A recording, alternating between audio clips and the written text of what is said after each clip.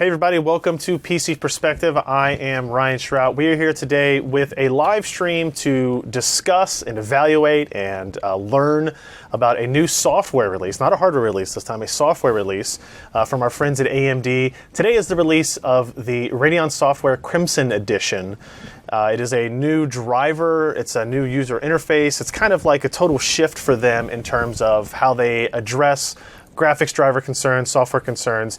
And with us, we have a couple of people from AMD. We have Adrian and Steven.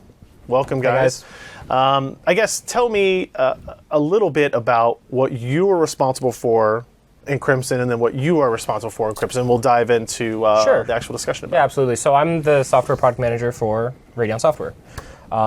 Basically, I handle a lot of our day-to-day driver-related stuff. Things like our release roadmap schedule, it's something I handle. All of the features, making sure they're lined up in the drivers, where we want them. And really kind of this idea of, this big release is really something I play a big part in. Obviously, this is something that's not new. We did kind of a Catalyst Omega last year. That was last year. Yep. Right, and, with this kind of whole new shift in the RTG and, the importance of software really becoming something really big that we want to focus on. This is kind of that step in that kind of same direction where we want to do something really big every year, really give a lot of features, performance, stability, and put them all into one big driver package, kind of like a big Christmas present, if you will, to everyone. and treat it like a product launch, right? It's a big thing. Software is used by everybody who buys hardware, so why not? It's important. It's a requirement now. Absolutely. All right, Steven? Oh, well, I got to work on the look and feel. So the look and feel of the whole user interface, the experience of the user interface.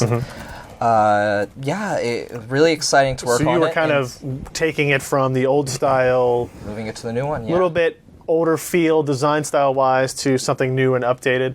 Now, I do want to point out, so you said your Radeon Software. That's actually new as well, right? The fact that it's even called Radeon Software. It's no longer Catalyst, Control Centers, none of that, because the last year's release was Catalyst Omega. Correct. It was kind of the idea of this major release. But as part of the Radeon Technology Group kind of reorganization inside the company, Radeon Software replaces Catalyst. Were there some tears inside the company about getting rid of that name? Yeah, Catalyst? absolutely. I mean, obviously, this is a brand we love. We've been doing Catalyst for 13 years, I think. That's now. A long time. But you hit it on the head, right? I mean, and we kind of said it. It's a step forward. We are the RTG now. We're Radeon Technologies Group. We want to focus on something new, exciting. Obviously, Radeon, very successful brand for us. It's been around a long time. So yeah, I mean, kind of that new step forward and really kind of turning the leaf, right? Kind of turning the page, making something new and something exciting come out. Right. Now, I do want to remind people, or maybe not remind people, but tell people for the first time, this stream is going to be all about the Crimson software. It's going to be talking about what's new in it, features changes, style changes, just how you use the software changes. Of course, we wouldn't let AMD show up here and talk to you guys without giving away some hardware as well. So we are going to give away 2 Radeon or Power Color branded Radeon R9 380s and 2 AMD Radeon R9 Nanos throughout the stream. So if you want the form for that, I'm going to go ahead and give you the form now because usually our website gets all bombarded, so this time we'll spread out a little bit. If you go to PCPer.com/Crimson Contest, you'll go there. It's a news post. It's one form. It's a Gleam.io form, and you can enter by answering some questions that you may not know the answers to yet, but you will learn as we progress to the stream. And then some point throughout, we'll stop halfway. I'll give away 2 cards, and then at the end, we'll give away 2 more cards as well. So let's get started. Let's talk about kind of what Crimson is, the direction for it, why you guys wanted to do it. Sure. And kind of step through some of the cool new stuff. Right. Yeah. So I think I kind of already started that idea where we want to do something every year that's really big and exciting and really put a lot of stuff into a driver release. So for Radeon Software Crimson Edition, we had kind of, these 4 major pillars is what we call them. We have this user experience pillar, features, performance, and efficiency. So these are kind of the 4 things that we really want to focus on in the driver. And obviously one of the big things we have really stepped up our game on, especially since Catalyst Omega last year, is this whole idea of stability being very important to these things. It's crucial. Crucial. So, especially for me personally over the past year, this is something I've been actually really focused on myself. Obviously, you can have all these great things like features and performance, but if you don't have the stability, you don't really have anything good, right? So we've done a lot of extra work, even comparing Catalyst Omega for last year to Radeon Software Crimson Edition. So we've done a lot more testing this year, 100% more automated test cases, 25% more manual test cases. 100% more than Catalyst Omega. So over a year, we've improved this much. Okay. 15% more system configurations we're testing, and we're testing all the latest technologies, kind of future-proofing that, HMDs, 5K, stuff like that. So that kind of leads the base of everything. But I think what we really want to talk about is kind of all these new features and stuff. And for the user experience, we've obviously done a lot of work. We have this brand new UI. It's going to add a lot of new capabilities to people who are using the Radeon software. And I think what we'll do is we'll probably let Steven, who's really owned a lot of the design for this, drive it. And hopefully, I guess we're going to run through it and kind of show you guys a hands-on experience of this. And then we'll talk about the features and the performance and efficiency in between as we're kind of going through that. Now, the test system we have here of the machine that went to sleep right here at the beginning, it's a brand new install of Windows 10. We're running that system there. It's actually an Ivy Bridge E, I believe, setup. Platform 3960X. We've got two Radeon R9 Nanos. Those aren't the two we're giving away, I should be clear. We're giving you brand new ones. Yeah, we're not going to give you used stuff. We're going to give you brand new ones when we get there. But we do have two in here. We actually have, you can actually go back to that shot. I think you can see we've got 3 monitors hooked up. We're only showing you one behind us. So we can show you the iFinity new features, the Crossfire new features as well. Yeah. And let me also say, are there going to be people inside AMD that get offended when I say, I'm pretty glad that the Catalyst design is gone from the driver? Go ahead, Steven. I'm pretty happy about it. Yeah. Personally, I'm very happy about it. The old one didn't look very great, so that was... It was long in the tooth. We'll say it nice. It was long in the tooth. It was fine when it came out. It just didn't progress any. So this is a much needed kind of both visual style refresh, but also there's a lot of functionality to it. So actually, what I really want to emphasize is, sure, it looks much better, and as you mentioned, the old look wasn't that great, but the really big difference, and I hope we can demo it, but if people experience it, I'm sure they'll see it. Mm-hmm. It performs so much better, lightning fast, like it's very quick, really smooth, instantaneous launch, like we don't have to wait anymore when it opens. Right. A lot of this is because we've completely re-architected it, right? Rebuilt. QT is what it is, which honestly for me when we first started that, I didn't really know what it was. Ken knew what it was. He knew what the kind of the architectural, like the software, I don't know what you would call it, like framework. It's a framework, yeah. It's a new framework, exactly. Okay. To build modern UIs, much faster. We left .NET behind. And as you can see, or what people will experience, hopefully, is how much better it improves our software. All right.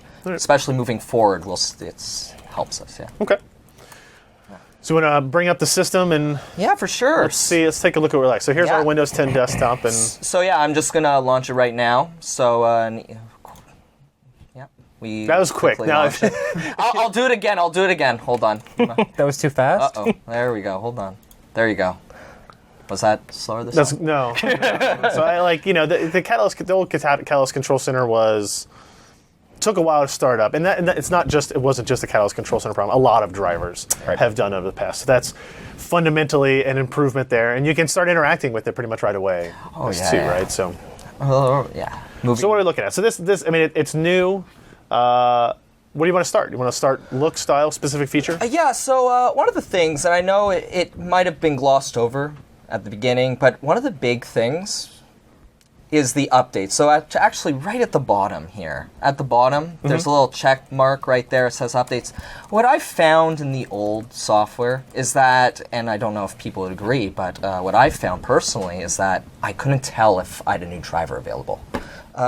Sure, I can check. There was in the preferences, I was able to check update, but nothing like on my home screen right when I brought up the software actually told me if I needed to update. So what's really nice about this is if there's a new software available, it'll say new update. Oh, okay. It won't have the check. It won't have the check. Gotcha. You only have the check if if it actually says your software is up to date. And this is the latest driver, the one released today, right? Right. So and then of course what everyone's probably seen already in slides online, probably since November 2nd, is we have a new navigation system. It's just 5 simple tabs instead of those long lists on the long left. trees of settings that can get very complex, People like couldn't looking through a find- registry editor, right? Yeah. Especially if you're looking for that one feature that's for your display, but there's 5 different sections for displays. Right. Yeah, It's just gonna You're right. get very hard. But yeah, and I guess a few other things about this home screen is preferences is probably the same as what they're used to, what our users are used to. But a new thing is this notifications tab, and it's actually kind of, in my opinion, I really enjoy it because it'll tell me certain things that, for example, like I have a FreeSync monitor hooked up, and if I click on it, it'll actually take me to the page. And then I can actually, it's right there, and I can very quickly turn it on. And again, the notification's basically leading the users to something that they're free to turn on, not doing it for them, but they're free to turn on, free to configure themselves. And it's like recommendations from us. Of course, you can clear these. You can clear them all, and again, we'll notify people when new features and new configurations. Let's say they put in a new card and frame pacing becomes unlocked. All these sort of new things that will notify the user, hey, you know what, maybe really you want to cool. configure that. So this is really cool, and it's all in this one place, all in this one tab. So this is the home screen, right? You have your updates, your notifications, and the sections all in a single place when you launch. Cool. So yeah, it's neat. I guess let me just go right into it. So gaming, let's go into the gaming tab, probably what everyone's most exciting about. Right when you click into it, you have all the system's games automatically detected on this screen. When does it do that detection? Is it doing it when you install a new game? Is it doing it when you start the software for the first time? Like, what happens if I install another game? When will it show up? So it should detect it, right? So let's just say you install a game right now. Let's say you install I don't know, Skyrim. You don't have it installed right now. It should pop up a profile. I know, I love that game. A profile should pop up, and then you can actually customize it right. And let's just say that game was Fallout 4 that you just installed, or let's say Rocket League. People keep playing that right now. What's awesome about it is I can configure everything, turn on shader cache, do all these new features, maybe do a bit of a profile overdrive just for Rocket League. Right. But the fun thing is I can then launch it right off of the bat, right? After I finish my configuring, I can launch it right off the bat. So now, if you go back, well, like, I don't know if I'm going to interrupt you. It was like, I think it's important to show, like, you have all these games, but you also have the global settings too. And the global settings is everything, everything that you see in each individual game, or most things, I guess. Sure. Shader cache is, that's one of them. That's those one of types them, of things. So, is that kind of? I guess in the previous Catalyst, the profiles were kind of harder to much harder to find manage. or much manage harder to, or whatever. Absolutely. Yeah. So I think that this is one of the big things we've really focused on is this idea that your game manager can really control your games more on a game-by-game basis if you want to, get that in depth. So we talked about overdrive just now. Yeah. You can overdrive your games on a game-by-game basis. I think that's awesome. You can underclock your game if you want to. You can overclock your game if you want to. Game-by-game basis. That's pretty awesome. Or maybe you're a user who just kind of wants to set a global setting and just feel happy that all your games are going to run that if you don't want to override them with a profile, let's say. And we've got a lot of new features in here. I don't know if we want to jump into them go for at this second, or Stephen, maybe we'll start with what do we have here? Frame pacing? Yeah, sure. So, before you get into it, as you can see, whether it be in global settings or any of your profiles. So, for example, Fallout 4, I have it turned off.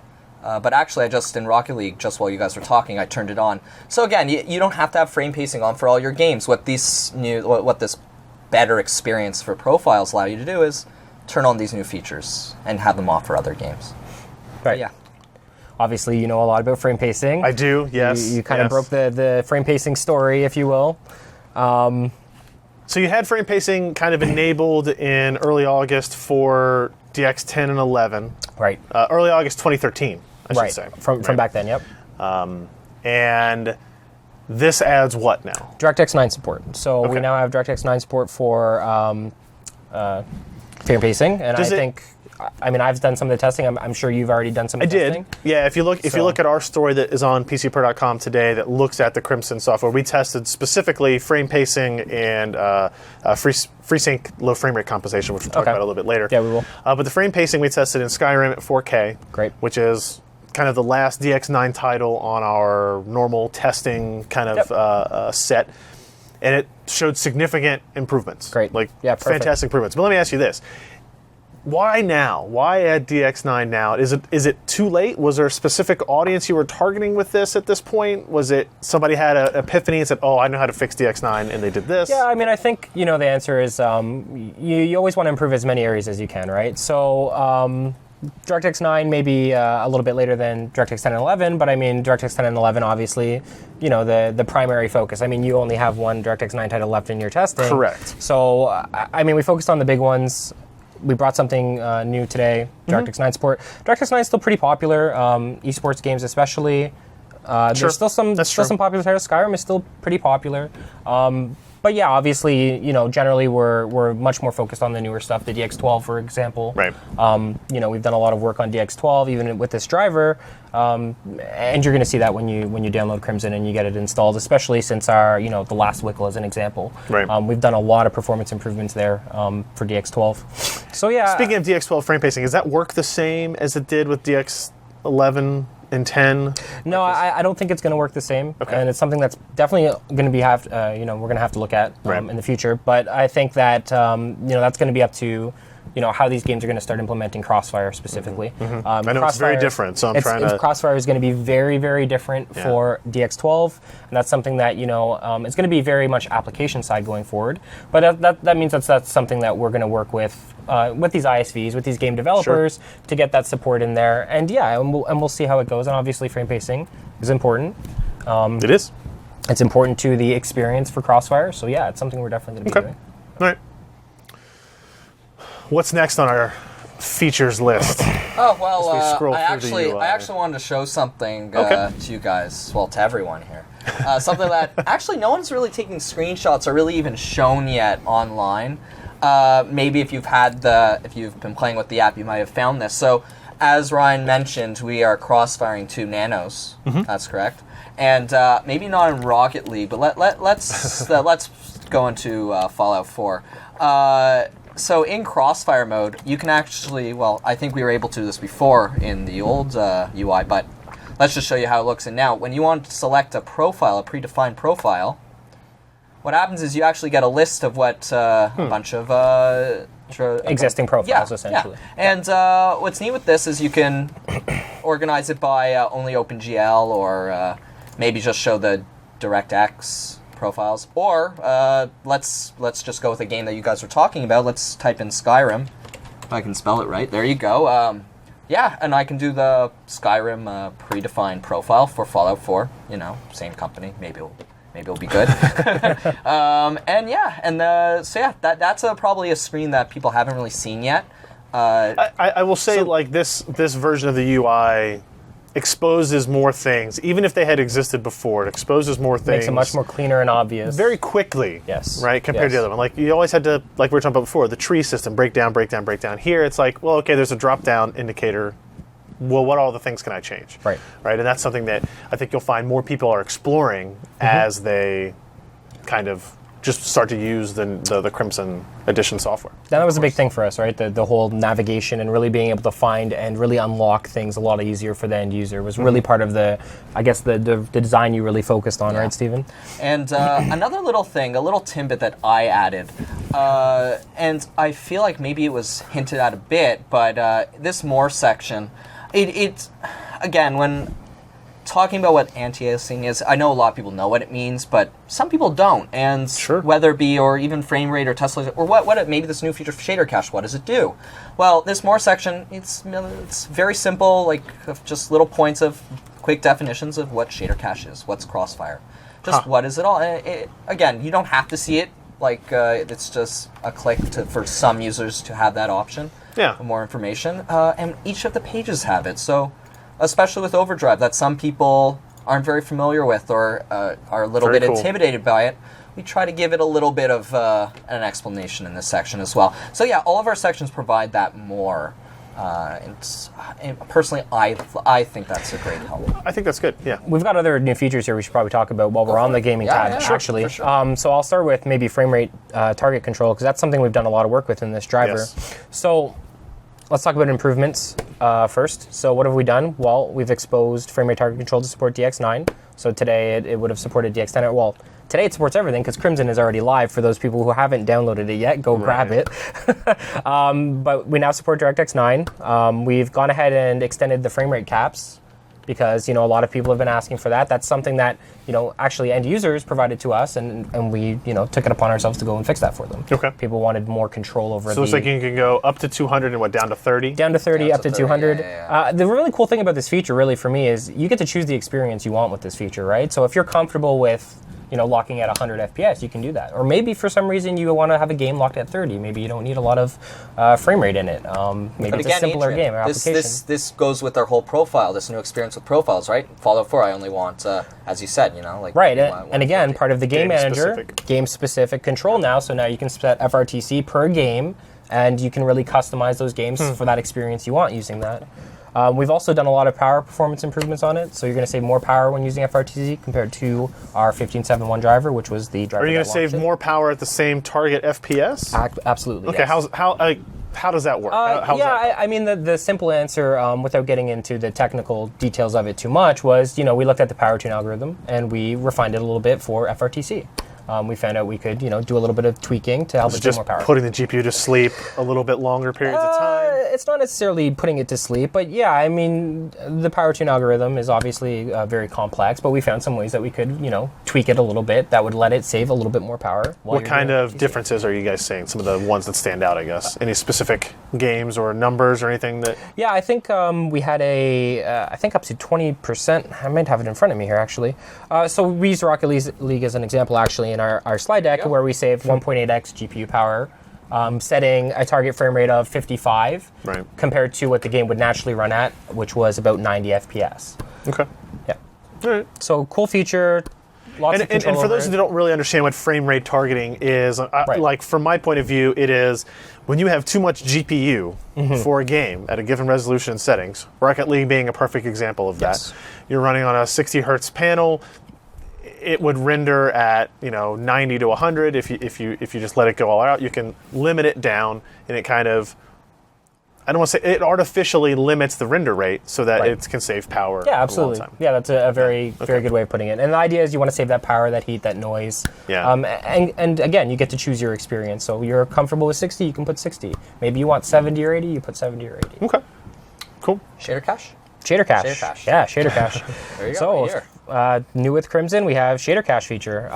So basically what this does is you're going to be compiling shaders on the fly as you're running a game. Something that typically can introduce is stutter in a game. You'll be playing, and this is something a lot of gamers have seen before if they're gamers. They've been playing a game, and all of a sudden you get that kind of hiccup where you're playing, and all of a sudden you get that stop. Right. And then it kind of just continues. So the idea behind shader caching is when you're compiling those complex shaders on the fly, instead what we're going to do is we're going to store them on the hard drive. We're going to be able to grab them later on. And then what that does is it really helps you lower that CPU usage, lower the chance for that stutter and latency to occur when you've already compiled the shader and saved it now. So what happens if Call of Duty says, here's a shader to compile, your driver compiles it, Right. sends it to the game, you work on it like you would normally work on it, and then you're saving it locally to your storage system? Absolutely. Save it locally. Not in memory, but like in Save it to the hard storage. drive. Okay. Save it absolutely to the hard drive, yep. And then what we're going to do is when we recognize that shader again, we're going to go, we've already done the work for this. Let's grab it. It's going to be faster. No more I stutter or latency from imagine it. that is then only applicable to shaders that take a certain amount of time to compile, right? There's some threshold that you have to hit. I mean, otherwise the delay of going to the drive and back We may have be- some magic going on in between to determine, when it's necessary to do it, sure. But yeah, I think the overall idea here is that, those really complex ones are the ones that are going to give you that stop motion while you're gaming. Yeah. Worst experience ever. Does it take into consideration what that storage drive is? If is it a hard drive versus an SSD, does it change anything? No, we'll store it regardless of whether it's HD or SSD. Yeah. Okay. And another benefit of shader caching actually is typically when a game is doing loading screens for especially single player games, what you're actually doing is you're pre-compiling a lot of shaders. Okay. So a benefit of that is you don't have to do that anymore. Now your game's going to load faster in some of those loading scenes. So we use an example in some of our decks where people were playing Star Wars Battlefront, and some of those loading screens were increased, or faster rather, by 33%. Gotcha. Okay. And again, game manager, game by game, you can control it, turn it on. supports DirectX 10 and 11. Would there be a reason you would ever turn it off? Like, is there like a fringe case where it may affect something negatively? I don't think so, but again, this leans back to this idea of, really having that customizability for game by game, right? We want to give the end users that ability to choose what they're doing with their driver, their software. Okay. So yeah, I mean, maybe somebody decides to turn it off for some reason. I personally would have it on for as much stuff as I could. Right. But, it's up to the user to decide if they want to do that or not. All right, before we move on, because we did have that hiccup in our setup, I do want to remind people that they can go to a URL, pcper.com/crimson contest. So we're going to give them like 60 seconds to go to that page and fill it out again. So if you go to pcper.com/crimson contest, fill out that form. I guess we haven't really given them the answers to the other two questions. Well, your favorite feature you can already answer if you want. I think. What was our first question here? What was the name of the UI? What is the name of the UI? Yeah. Did we mention that? I think we did. Did you? I don't know. I don't think so it was we talked about explicitly Catalyst. said. Well, we talked about Catalyst being retired. So the answer for the people who are listening still is it's called Radeon Settings now. Yeah. So that's so Radeon Settings is the UI, right? So as part of Radeon software. We have Radeon software. Gotcha. And this is the Crimson Edition driver of Radeon software. Right. And now we have this new UI, which is Radeon Settings. It's replacing the old Catalyst Control Center, essentially. Gotcha. So yeah, application and drivers. So Gotcha. Radeon setting application. So let's talk about another feature, and when we get done with that, we'll have given people enough time to fill out that form. For sure, and actually, so let's touch a little bit more on shader cache. So again, going back to the UI, there's, let's say you've had shader cache on for a while. Okay. Adrian, let's say I've played a bunch of games, right? Sure. 2 years later, I've played all these games I don't play anymore. Star Wars Battlefront, I've played it too much now. Yeah. Now what I want to do is I want to actually clear my shader cache because I've saved all this stuff, right? But I'm playing on games that I haven't played in so long. Yeah. I want to get rid of that, right? Really easy click. So yeah, right under the, okay, let's, I guess it's in global settings, sorry. Oh, whoops. Yeah, in global settings, so not in the profile itself, but in global settings. If you click reset and then the shader cache, are you sure you want to clear a shader cache in a single click? You're done. Huh. No, okay. No effort with that. No. So then, if you still have it on for certain games that you do play, it would actually still be fine. So that was my mistake. I thought I was in global settings. So okay. We're not clearing per game. It's a global clear for games that don't have it. Yeah, exactly. Right. But yeah, so that's it for shader cache. So I think let's just move on to overdrive. Do we want to do the giveaway before we do overdrive? Let me see if I can draw these up here. Okay. All right, so we're going to give away the two R9 380s first. And people will, let's see, let's draw the second one here. I've already got the first one. I'll just do first name, last initial. So we have Martin L., who read our Crimson Driver feature test as part of his entry. He will win one of the R9 380s. Congrats, Martin. Martin L. And then, man, I'm going to screw up this name. Abradolf. Abradolf. Last name starts with an L as well. Loves his favorite new feature is custom resolutions. Cool. He says. Yeah. We're going to talk about that one. So congratulations both you guys. You will get an email from me later today or tomorrow asking for your address and everything, and then I'll pass on to AMD and you'll get your 380s sometime in the near future. Yep. Congrats, Very guys. cool. And stay tuned because we still have two R9 Nanos to give away, Right. so make sure you are entering for that. All right, let's go move on. Yeah, so yeah, global graphics, your global graphics settings, all on one page. But then we actually have the overdrive, and whether I set a overdrive for all my games, but I guess the new feature that wasn't in our old app in Catalyst is the overdrive per game, so overclocking per game. So, and as you can see here, actually, because we have two cards, you per game can actually overclock both cards. It's not just a single overclock. You overclock both cards per game. So even more customization. And Is there any way to tie them together, like have one mirror the other if they're the same card? So you would want the same overclocking for both cards. Yeah. So other than just, obviously you could just set the settings the same, I guess. So here's an exact. So here the interesting thing is you set one for the profile for global settings. Mm-hmm. You create a profile. So I guess we can go into that.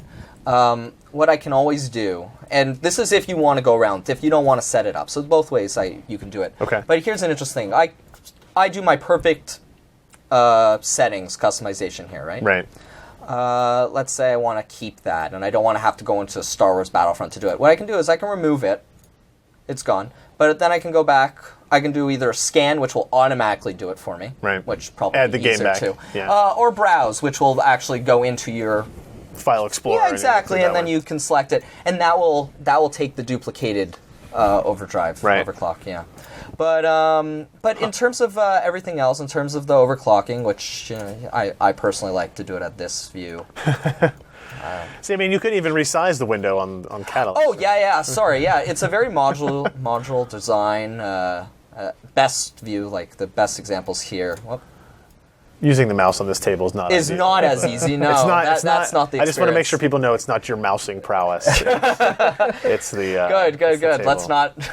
So yeah, as you can see, in modular design, it will fit for the window that you want to use it at. And again, I prefer it at this size, but maybe other people would want it at others. But as you see, we have our indicators, whether it be activity, GPU clock, memory clock, temperature. I can set the GPU clock versus power limit. Yeah.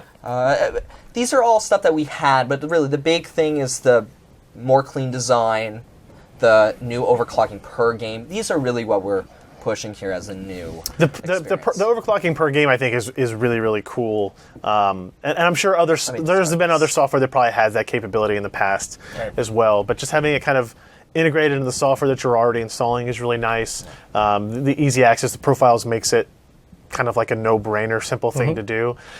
If you're willing to go into a driver and control, frame rate control, right? If you're willing to lower it, then why not lower your clock speeds at the same time, right? Sure. A card like a Nano, you're lowering clock speeds, you're lowering fan speed, you're lowering noise levels, saving power. There's a whole bunch of different things that you get advantage from it. Whereas lots of customization. You're going to play GTA 5, you want to jack up those. Yeah, you're probably going to want to those frame rates and those clock speeds, right? Overclock it a bit. So it's nice to be able to go back and forth. So I assume if you have a global setting, you were talking about having a global setting that you find is your perfect. Yeah. But if you have setting in Rocket League that minimizes it, yeah, that overrides the global. Oh, yeah, absolutely. So yeah, global settings for all your games. Kind of like the default. Every profile you enable. So this is actually an interesting thing you just brought up. I don't know if anyone noticed this. So we actually have a little status under the profile that says enabled. So we also have quick controls, like I can disable them. So let me explain what that means really quick. So I can set up a perfect overclocked profile to really get the best out of Fallout 4, right? And I do that, right? And I play the game at that overclock. But let's say there's a mini game in the game, or there's a section in the game that I don't really need that. Or let's say I have a new setup coming in and I don't want to use that profile, but I don't want to delete it either. Really quick, whether it be in this menu where I can just enable it in a single click, or I can do it for all my profiles enable, just switch them all on. Right. Turn them all off, I don't overclock my card anymore. Maybe I just don't want to overclock my card this day. Right. I can just easily turn off that profile. The overclocking configuration stays hidden. It's still saved, but it's just not being overclocked at that exact point. Yeah. Neat. So yeah, really quick, really easy. But yeah, we should probably jump into the display tab. Actually, I think we got a lot of stuff. Yeah. Okay. So I'll just finish this off really quickly. One other really cool feature is if you do play with 3 display Infinity in gaming, really cool new feature is this profile option. So again, this is a per game option, not in global settings, where we can launch the game in Infinity automatically without you customizing, without you creating Infinity. This is a single switch, and if I launch Fallout 4 right now and I have 3 displays up, it will launch perfectly in Infinity. And then even better, once I close the game, instead of keeping me in the Infinity display, which personally I don't like having when I'm using my desktop, it automatically goes back to my old configuration. That's really cool. This is really cool for Infinity. It is very cool. This is brand new. This is brand new, and it's per game, launching per game. So maybe some games I don't want to launch in Infinity. Yeah, absolutely. Yeah, that's the big thing, right? Some games you're going to want to play in Infinity, and some you're not going to. Of course. So having that ability to just set it. That's fantastic. I know many people that will love that. Like Josh works for us, right? Stuff. He's going to love that. The ability to set that something I use on a per-game profile. Yeah, it's really cool. That's awesome. Okay. And then the last little thing, and whether people actually find this interesting, we have a Steam ID. And what's interesting was we get the Steam ID for each of the games that are from Steam, whether it be from Origin, we get the Origin ID. And what this allows you to do, specifically in Steam, is if I look up this code, this Steam ID in Steam, I get everything related to the game, whether it be DLC, all that stuff related to it, that Steam ID, which is kind of interesting. Instead of typing in, let's say, Fallout 4, which will just get you to the buy page, what the Steam ID does is actually gets you all the DLC, all that stuff. So that's actually kind of interesting. And instead of having to dig deep and find that ID, we actually provide that. So it's kind of, it's just a really quick thing. All right. So going to video section really quick, we've simplified the experience. Instead of all those options that used to have, switching colors and all that, we've created optimized, predetermined profiles, defaults in the class. Some you're very familiar with, like if you have a TV or a display, but probably a TV, you have like these predetermined settings like home video or vivid. And we've done basically the same thing. We've simplified the experience. But of course, for people that really want to get a more configured or customized video experience, we do provide custom, which allows you just to turn the sharpness to a degree or turn it off. Color vibrance, again, to a degree or off. Also, we have other features like steady video and fluid motion, again, that you can turn on and off. Yeah. And brightness. So it's a customized video experience as well, if you don't want to use the single-click predetermined profiles. We've extended some of those features to some of the new Carrizo APUs as well, 6th-gen APUs. So smooth motion control or fluid motion, that's going to be available on those products now as well. Okay. Cool. But yeah, that's basically video setting, very simplified, very clean. Display, probably what we want to go into. We have a bunch of new things like, as you can see right now in our old design, if you think back, we had this selector where you have to select your display and then you'd have to then turn, let's say, FreeSync on, then you'd have to select a new display, turn on. As you see here, you get all your displays. We only have 2 right now, but you'll get all your displays listed. And then you're not switching between. You click, and so you're not switching between. You have everything on a single page. I love that, having access to all of it on one. Also, I should point out, for people who maybe don't understand, the display 3 there, DVID, L, RG, like that's a capture card. That is what we're using on our system to actually capture the system in, so people are confused by what that is. Obviously, it doesn't support FreeSync. But I do like when you turned on FreeSync on the MG278, the Asus display there, the fact that it displays refresh rate 40 to 144. That's new. That's a new feature. Yes, that is new. Yeah, so let me ask you this. Is that we know this monitor, so we know what that range is? Is it actually reading it from the EDID when it displays it? So I actually know the answer to this. It's we're showing the monitor's defined refresh rate, so the monitor defined refresh rate, not ours. So our EDID, it would be reading the EDID. It is okay. So it's reading. It's not. It doesn't say, "Oh, I know what the MG278 is." No. And it has like some profile. It's not like some profile table that we were creating. Okay. It would be dynamic. So that's accurate. That's good. Okay. Yeah, for all sure. right. Well, that's all right.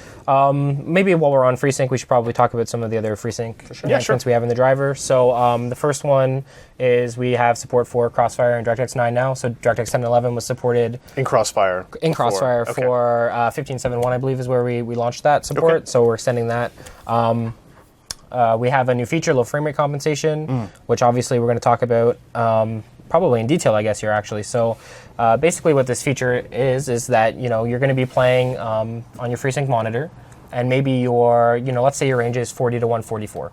And you're gaming, but you're falling outside of that lower refresh rate. Maybe you're dropping down to 30 while you're gaming, or somewhere in the range of 30 to 50 while you're playing, let's say. Right. So what happens is, as you're falling out of your lower range for FreeSync, you're going to get that smooth motion taken away from you. You're going to get that little bit of judder because you're no longer in your FreeSync refresh range. Or you'll get horizontal tearing. Yeah, or you're going to get tearing too as well. Yeah, so ultimately it breaks the FreeSync experience, right? Mm-hmm. So the idea of low frame rate compensation is really that what we're going to do is we have this algorithm in the driver that's going to detect that you're falling below that lower bound for your FreeSync range, and it's going to gracefully bump you back up into your range so that you're going to get back that smooth motion, that no tearing, and it's going to keep you in your FreeSync range. And so that graceful bumping that it does is essentially doubling frame output. Yeah, I think we're not talking about what we're doing specifically for competitive reasons, but there's some good estimates on how we're doing that, I guess, externally, sure. I will say, as a probably, if not one of the most interested parties in the variable refresh monitor craze, as you guys can see, but viewers at home can't see from the monitors thrown across this office. This was probably the biggest negative that FreeSync had coming into today, right? Sure. The FreeSync versus G-Sync debate was what happened at low frame rates. Yep. NVIDIA had their solution that was in hardware in their module. Your guys' solution is all software-based, right? There's All no change to software. the monitor, no change to the graphics card hardware. So basically, all you got to do is download the driver, enabled for you. You don't have to configure this. You don't have to buy anything special. If you have a monitor that supports this, there's some restriction. You need at least actually a 2.0 greater min to max refresh rate. Not 2.5? We recommend 2.5 for the best experience, but it actually will enable on 2.0 even. Okay. Now, when you say it will enable, since I don't have control over it in the control panel, it is a profile-based thing. Yeah, so it's or exactly... is it reading the EDID and doing it? No. It's obviously we've shown that we know what the refresh rate range is that you're running at, so it's going to be able to detect that. Okay. And then obviously the GPU knows what frame rate you're running at. That's something we've had control over for a while. Right. And so it's gonna do this dynamically for you. You don't have to configure anything. This is a feature we want just enabled to really help that FreeSync experience. Yeah, I think that will make a fantastic difference. And in fact, I tested it yesterday and the day before, both on this MG278 and the MG279 monitors from Asus, and actually the Acer XR341CK, which is a 3440 by 1440. Okay. It has a 30 to 75 range, which falls exactly within that 2.5x window, and it works, right?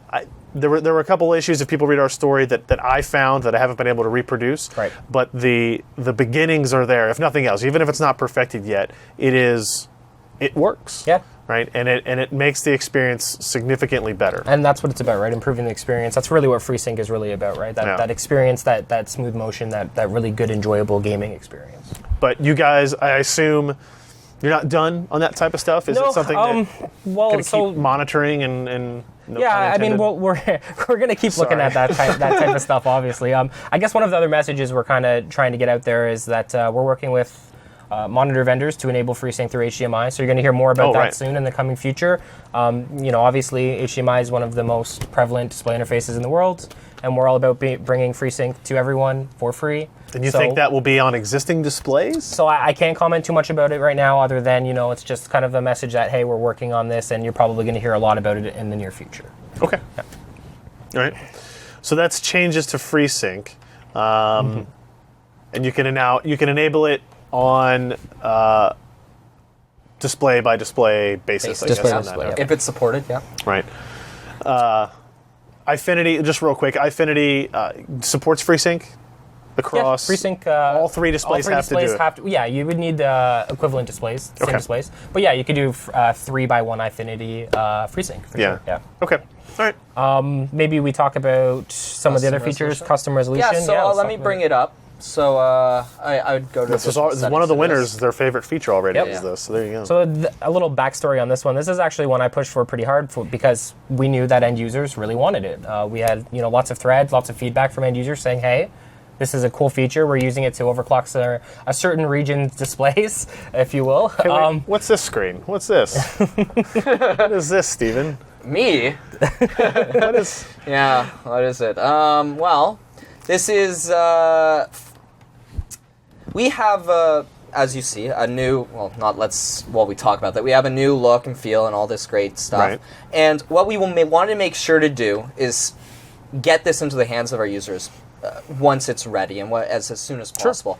Sure. And we decided that this encompasses a good amount of the everyday or what people really use for. But, of course, to get everything in, more time, and we made the decision to get the new UI out to everyone, and then we'll spend time to then move everything over again. But so this is a remaining vestige of the old design style.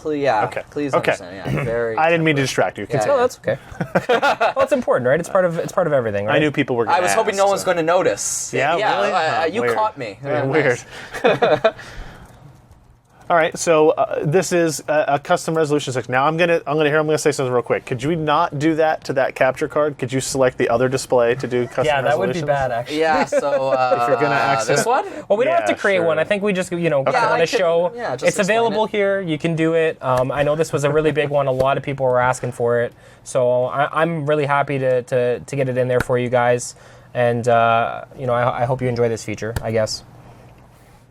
So.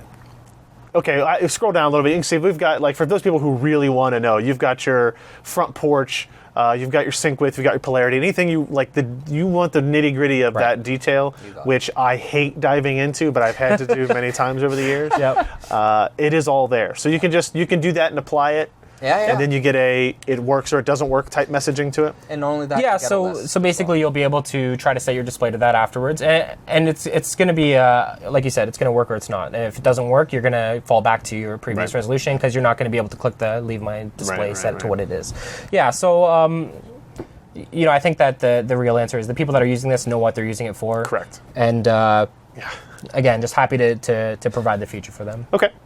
All right. Yeah, you create one. It'll be saved here. You can create a bunch of them. You can remove them if they're not working. Right. It's all saved there. But yeah. All right. Cool. Back to here. Yeah, you have your virtual super resolution again, just a click away. GPU scaling, scaling modes for. Now I don't on the VSR. I don't want to enable it on the desktop here because of our capturing stuff, but that is a feature now for desktop usage now, right? Right. So one of the cool things about Windows 10 is it has a lot more control over the DPI settings and your scaling for your display. So one of the cool messages for VSR now is actually that if you want to get a little bit more workspace out of your desktop, you can do that. You can set VSR on your desktop. Play around with your scaling settings in Windows to get them where you really want them, and now you have a little bit more workspace to work with on your desktop. I think that's really cool. Actually, I wanted to try that before today. Even take a 1080p or 25 by 60 screen, increase it, see how usable it actually is. So, okay, cool. And then the last thing on this page is just a simple identify button. There you go. We're using this display. So an identify button just tells you display 3. Yeah, simple. And again, going back, it's just we have our simple explanations as well. Those are good. And then Eyefinity. We have a brand new feature, maybe some of you know already, with quick single-click Eyefinity setup. So no one has to know how to set it all up. We'll do it all for them in just one click. Does it default to no bezel correction? So we'll do our best guess. Trying our best to create it. And if let's say the bevel's not perfect, we have advanced setup. And we do have, after we click this, unfortunately I'm not going to click this here because we don't really... Because we're capturing from it. We honestly don't know what will happen if our capture system sees a blank out and come back in. It's probably not... But I'll kind of just tell you what's going to happen. It'll set it up, and there's an option at the end. They'll say, is it perfect? Do you want to rearrange? Right. And if you click it, you have the option to fix it up. Control all that and then let's say that's not good enough. Again, advanced setup allows you to really go into all of it, overlapping, everything. Does it have any idea which monitors and in which placement?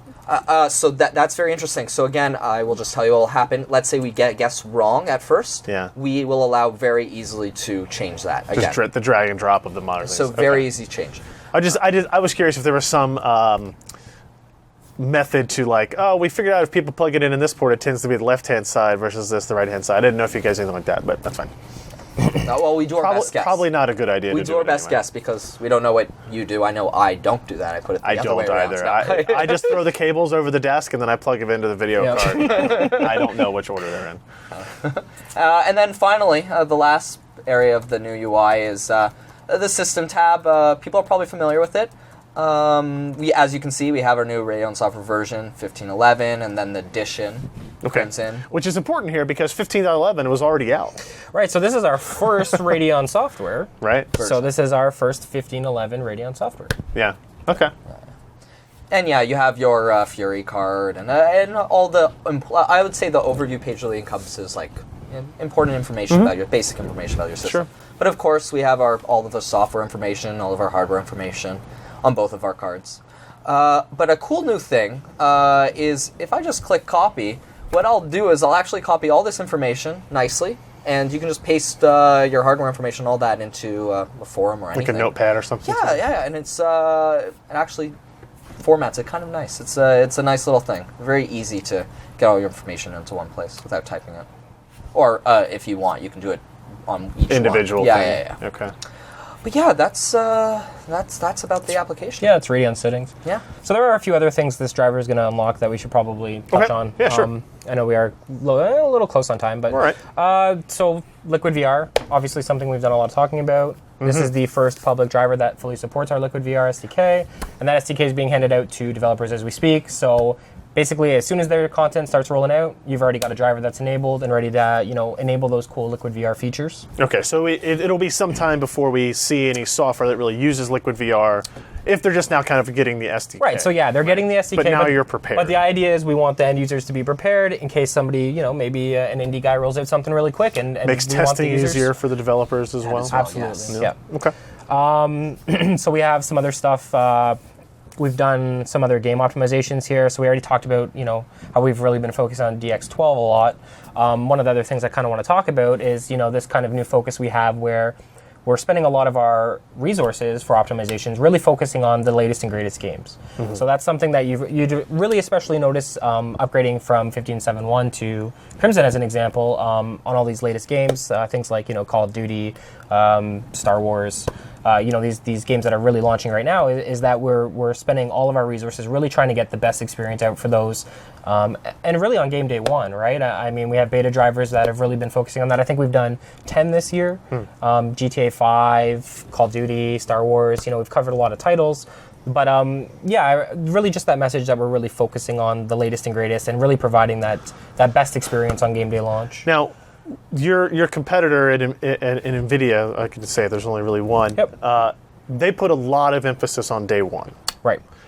Is that something you guys are doing as well? Because I know some of the feedback I get is when they hear that Crimson is an annual thing, right, is that, oh, well, what about all those important dates in between? Yeah, so something we've actually been communicating in a lot of the discussions about Crimson is, a new release schedule going forward. So this is something we really heard a lot from the end users, especially. They want more Wickle drivers. They want more Wickle drivers. We're going to give you guys more Wickle drivers. So we're setting it up for at least up to 6 a year.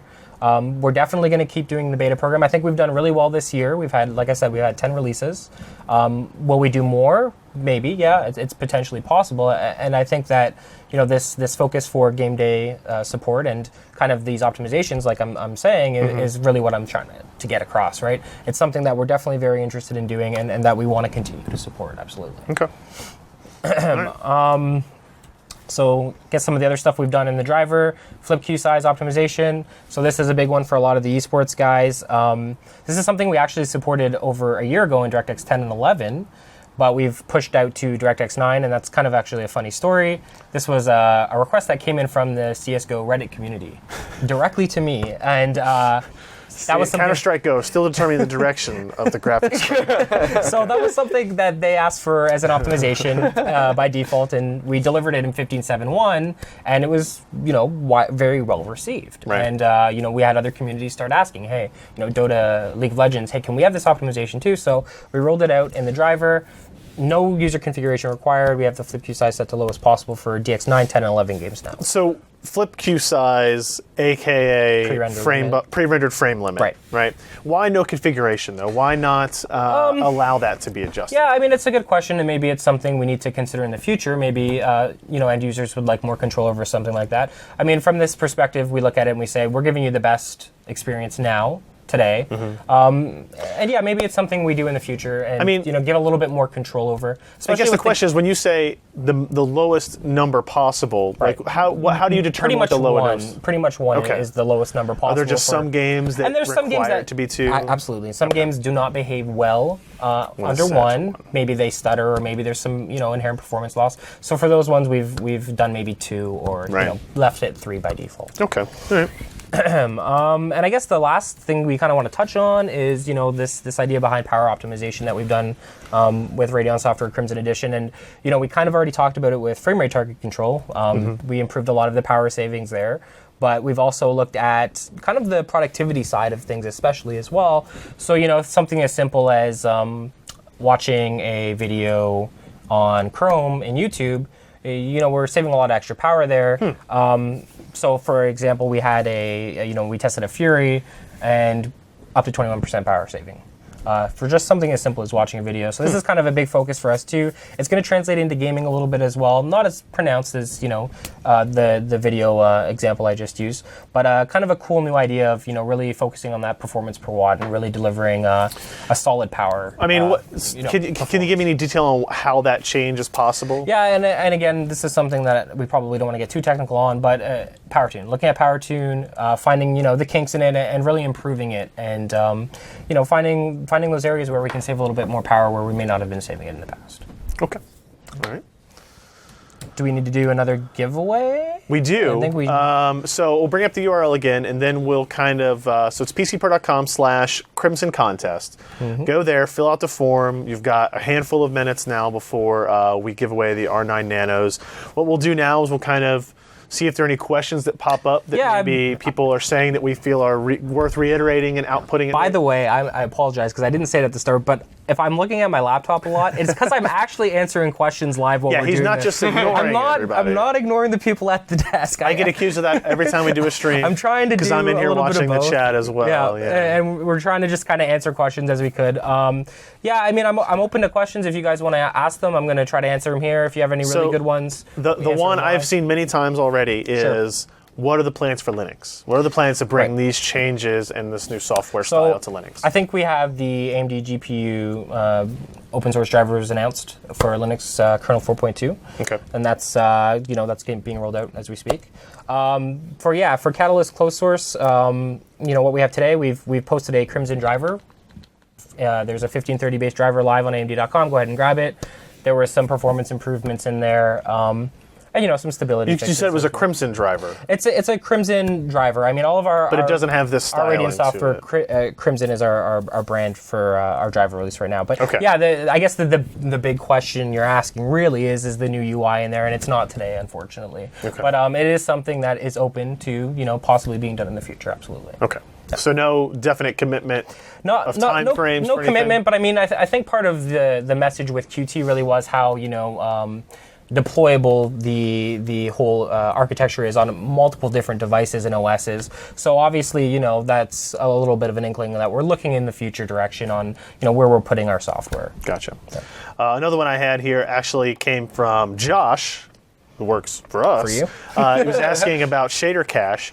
What does the shader cache add challenges to in terms of like driver uninstallation and or changing your graphics card? Does it kind of invalidate all the cache? It just kind of gets cleared? So basically what happens is when you... I just covered my mic. When you're installing... when you're doing an install or a reinstall, we're going to refresh the shader cache for you. Okay. So you're not going to have to tinker around with it too much. Like Steven said, there may be some opportunity if you've uninstalled a bunch of games and you're just not playing them anymore. Maybe you haven't installed a driver in a long time, which I don't recommend. Update your drivers, guys. Then, you're not going to get that experience, but it's something that's taken care of on install and uninstall for you. You don't need to worry about it too much. Okay. And then again, we have the ability to control it a lot if you want inside of Radeon Settings itself. Okay. Yeah. Okay.